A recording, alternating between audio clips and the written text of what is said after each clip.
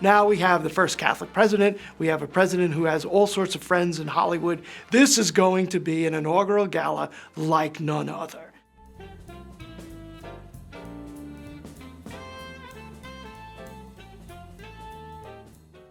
In 1960, thanks to Frank Sinatra and his friends, Hollywood and American politics kind of fused together. We hadn't seen the likes of Jack Kennedy, and look who he surrounded himself with. Frank Sinatra and Frank Sinatra's friends. And who's singing a campaign song for Jack Kennedy but Frank Sinatra? The friendship, of course, is at its height then, and then the problems ensue after that.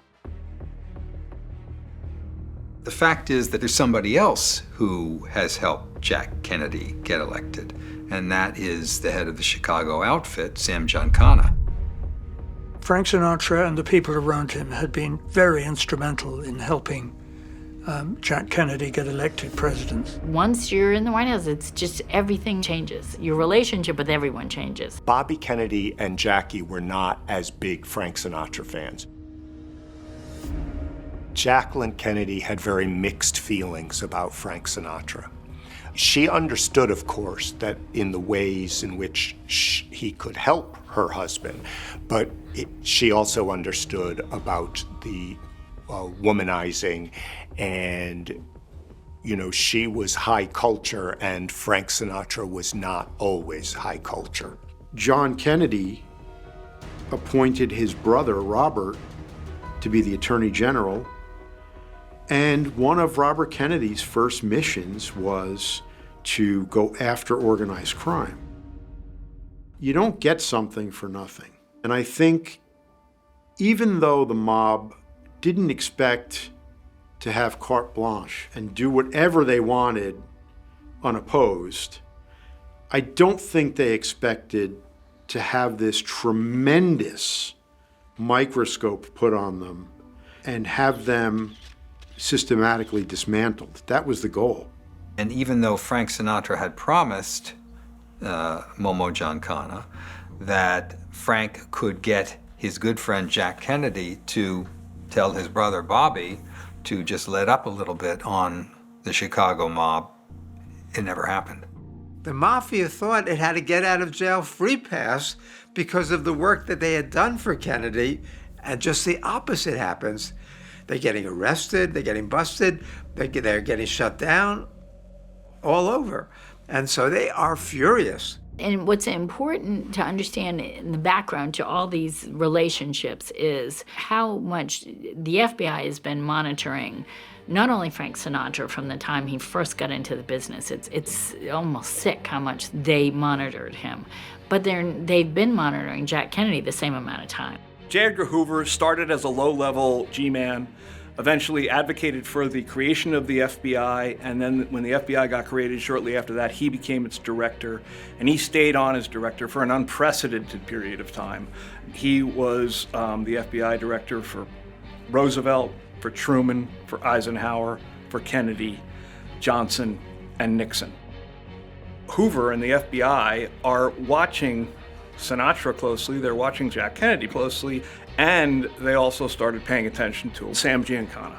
Frank Sinatra introduced Jack Kennedy to his former girlfriend, Sinatra's former girlfriend, Judith Campbell. Jack Kennedy is smitten by Judy Campbell. She's clever, she's not a doormat, she's assertive, and Jack Kennedy found all these things very attractive, and he found something in her that he wanted more of. And so they had a thing that lasted for a little while, even as Jack Kennedy entered the White House in January 1961. And this is the nub of the story about Judith Campbell. At the same time that she was seeing the president, she was having a sexual affair with Sam Giancana. Frank introduced her. So by now you have an intersection of Frank Sinatra, Sam Giancana, Judy Campbell, and the President of the United States.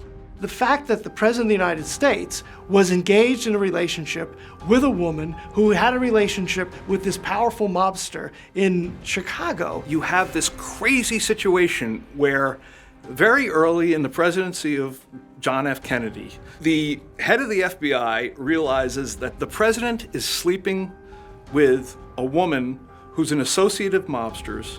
He's being politically supported by a prominent singer who's an associate of mobsters. Bobby Kennedy tells his brother, you can't go. You cannot stay with Frank Sinatra. You can't be involved with this woman anymore. You can't be involved with Frank Sinatra anymore. You can go on this trip, but if you're going to stop in Palm Springs, you can't stay at Frank Sinatra's. This is the most public of slights, of insults, of come-downs for Frank Sinatra. It's a humiliation. It's a humiliation on as grand a scale as the pleasure and honor would have been of hosting the president at his compound. And Sinatra goes into a fury. Sinatra was depressive, he was furious. Sinatra was never cynical. Sinatra was not a cynic. Sinatra couldn't be cold and calculating the way Jack Kennedy could be. And that is the background music to what happens on November 22nd. That the mob, angry at Sinatra for failing them, angry at Bobby Kennedy for persecuting them, now chooses to go after JFK. And that is why it remains important to know what happened between Sinatra and Kennedy and the mob. They turned down Elm Street through Dealey Plaza. As they pass underneath the Texas School Book Depository building, shots are fired. One of them hits Kennedy in the neck and back. It goes through him. It goes through to the front seat where the current governor of Texas, John Connally, is sitting. And then the fatal shot hits Kennedy in the back of the head. It appears as though something has happened in the motorcade route. Something, I repeat, has happened in the motorcade route. The limousine is now traveling at a very high rate of speed. Secret Service men standing up in the limousine. They are armed with submachine guns. It appears as though someone in the limousine might have been hit by the gunfire. At that moment, the president was effectively dead. It's official. As of just a few moments ago, the President of the United States is dead.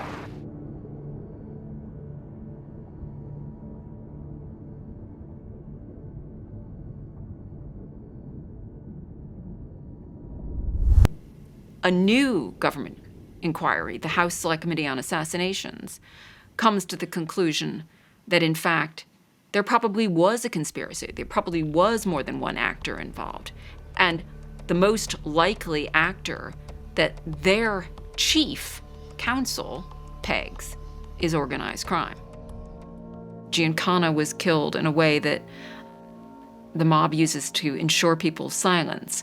He was shot with a ring of bullets around his mouth, which is a way of telling the world, we don't want you to talk.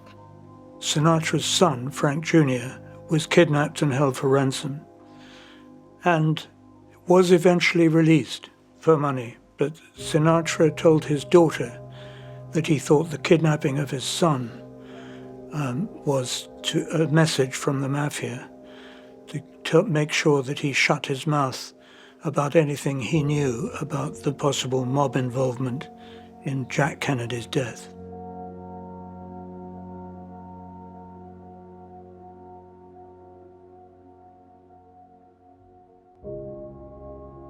Bobby Kennedy, in turn, would be assassinated when he was running for president in 1968. When one looks at the relationship between Frank Sinatra, the Kennedy White House, and organized crime, you have to look at what the quid pro quo was that the mob was expecting out of the Kennedys, and whether or not they felt that the Kennedys lived up to it. The answer is no, they didn't.